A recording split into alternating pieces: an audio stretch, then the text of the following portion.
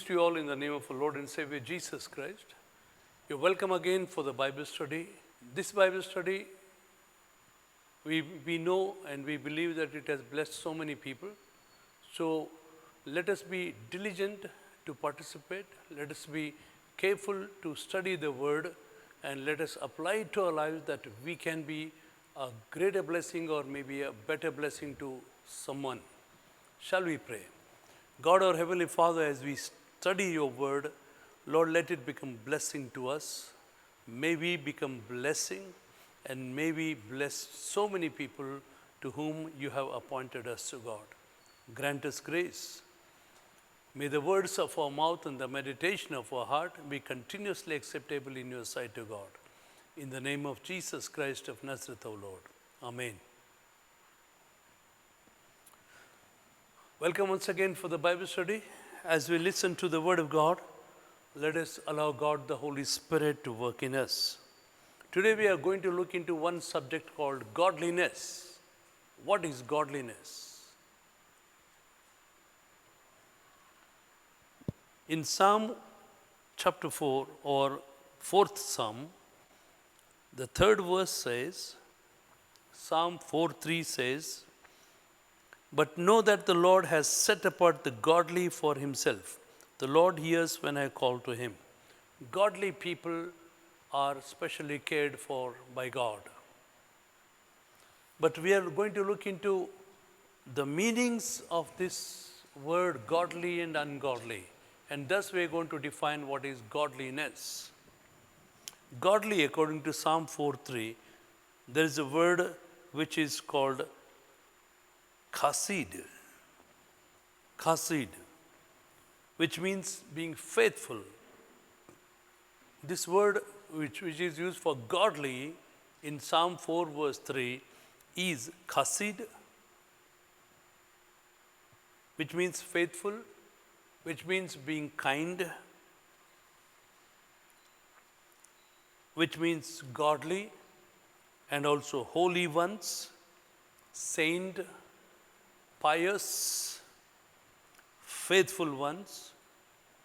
Properly, it means kind.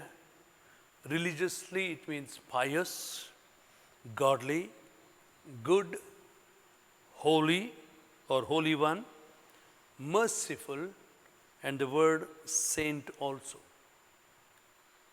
This is the meaning of this word godly, according to the Old Testament Hebrew word chassid. So, godly means to be faithful, to be kind, to be godly, to be holy ones, to be a saint, to be pious, to be faithful ones, to be religiously pious. So, this is to be merciful. So, we understand that when I am merciful, when I am kind, I am becoming or being or growing to be a pious or a godly kind of person. But according to the Old Testament word ungodly, the word ungodly is Belial. Belial means worthless, ungodly.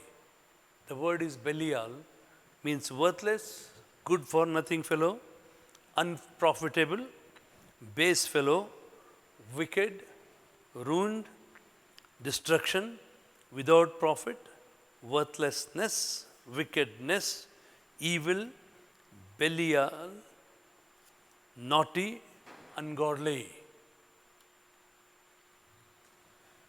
Belial is one of the names of the demons.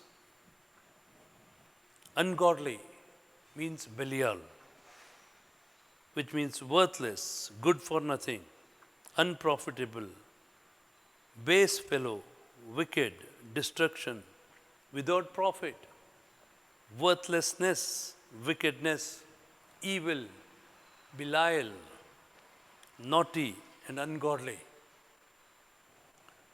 So, according to this word, we should not be unprofitable, we should not be wicked, we should not be destructive, we should not be worthless, We should not be evil. By that, we are moving towards becoming godly, holy, pious, saintly. Thank you, Jesus. This is the Old Testament word used for ungodly. In Romans 4:5, it's in the New Testament. The word ungodly means something else. Romans chapter 4, verse 5.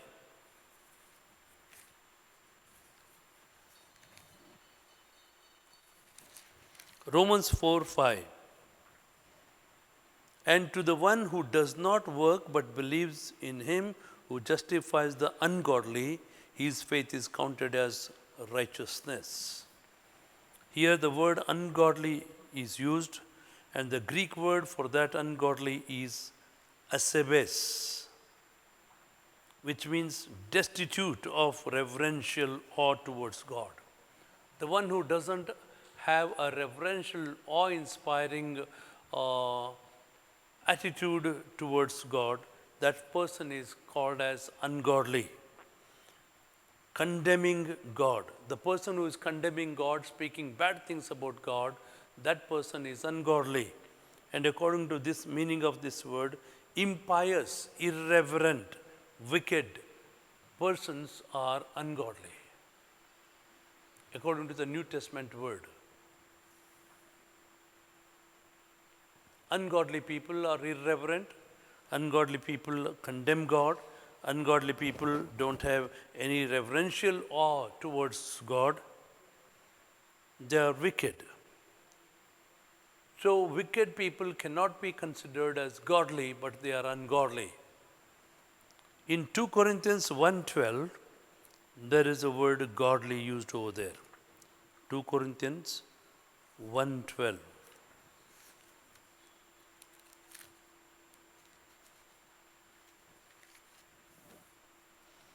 It says here, for our boast is this, the testimony of our conscience, that we behaved in the world with simplicity and godly sincerity, not by earthly wisdom, but by the grace of God, and supremely so towards you. Godly sincerity, there is a word used over there. The word godly is in the Greek called theos, means God, goddess, a general name of deities, a general name for divinities. The word theos also means Godhead, spoken of the only true God. That word theos refers to the things of God. The word theos refers to the supreme divinity of God. It also is used for a magistrate in the court, who hears the cases and decides and judges the cases, a magistrate.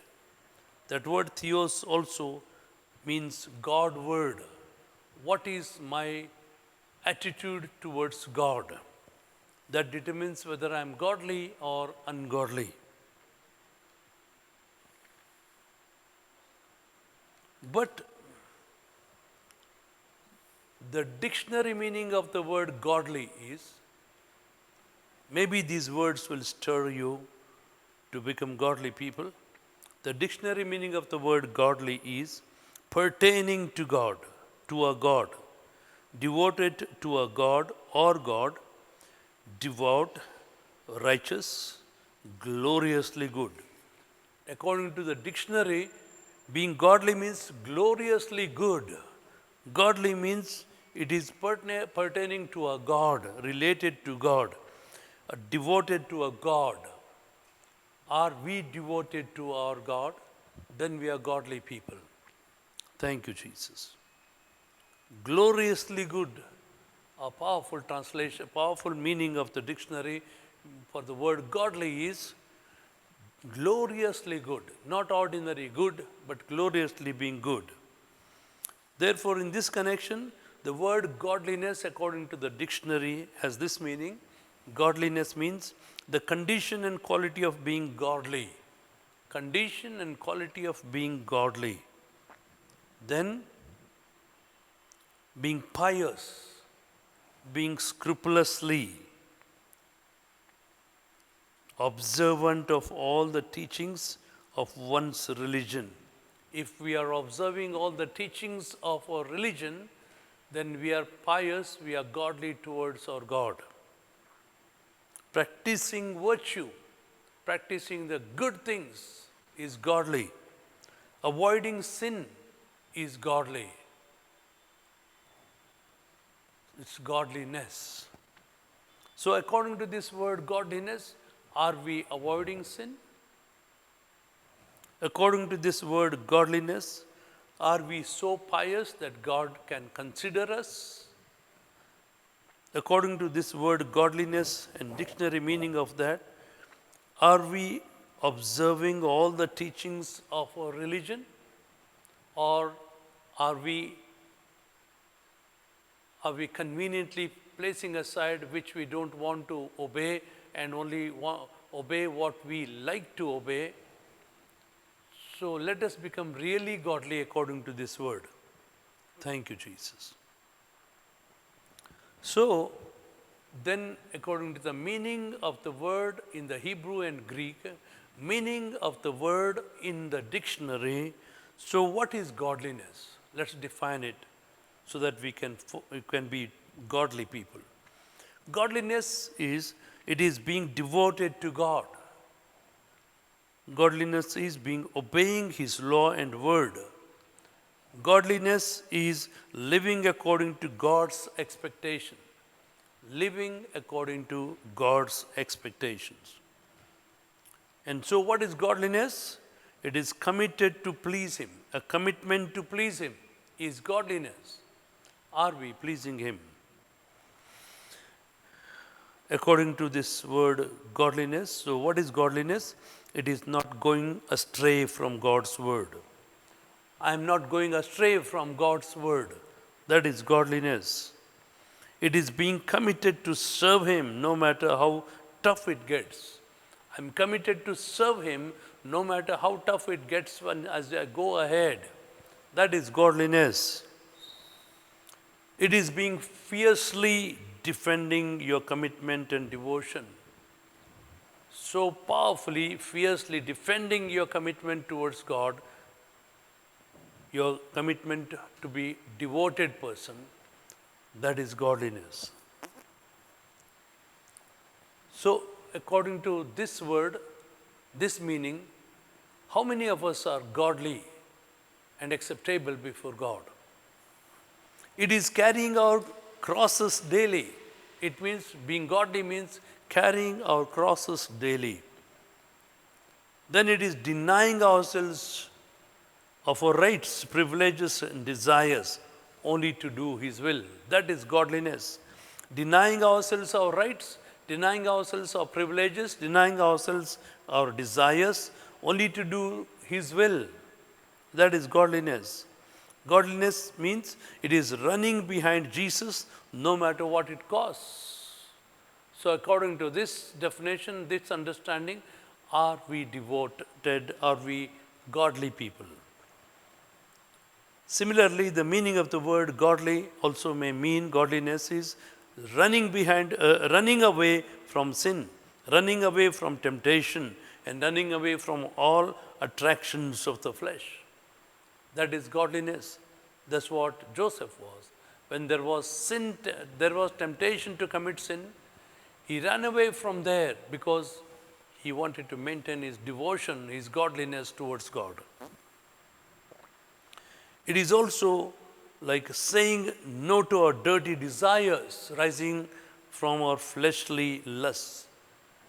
There are fleshly lusts trying to stir up inside the moment we are in the vicinity of an environment to commit sin. Then we are saying no to those dirty desires, no to those dirty desires and attractions rising from our fleshly lusts.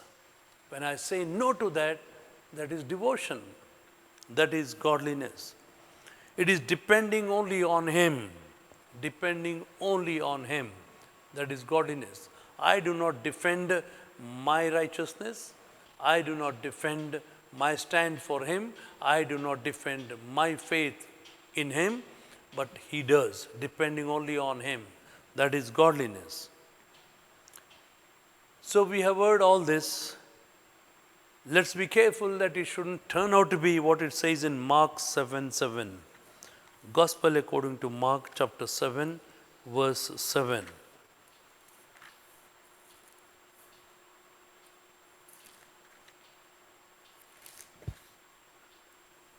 Mark 7:7. It shouldn't turn out to be like this. Howbeit, in vain do they worship me, teaching for doctrines the commandments of men. In ESV it says, in vain do they worship me. Mark 7:7. In vain do they worship me, teaching as doctrines the commandments of men. If we are teaching as doctrines of God some commandments of men, then we are ungodly. So how much godly I am according to God? Let's search ourselves. And if there are some deeds of ungodliness, there are some attitudes of ungodliness, there are some behaviors of ungodliness, there are some words of ungodliness, if there are some feelings or thoughts about ungodliness, let us cast them away. Let's be totally committed to God, committed to Jesus Christ, to do His will, and then only can we be somewhat godly towards God. Shall we pray? Heavenly Father, we thank you for giving us the grace of this, Lord, evening when we hear your word about godliness. Lord, we search ourselves. Am I godly as I should be according to your word? Lord, so often we have come down from that standard. Teach us to be godly. Teach us to how to live godly for you, Lord, so that, Lord, we will deny the desires of the flesh, that we will overcome all the temptations from the world, that we may be that godly people for whom you will be appearing, Lord, the second time. Thy word says, let that appearance happen to us, for us, that we may be found acceptable before thee when that rapture happens or appearance happens to God. Cause thy face to shine upon us and minister to us, and may we be those godly people who are pleasing before thee. In the name of Jesus Christ of Nazareth, O Lord. Amen. God bless.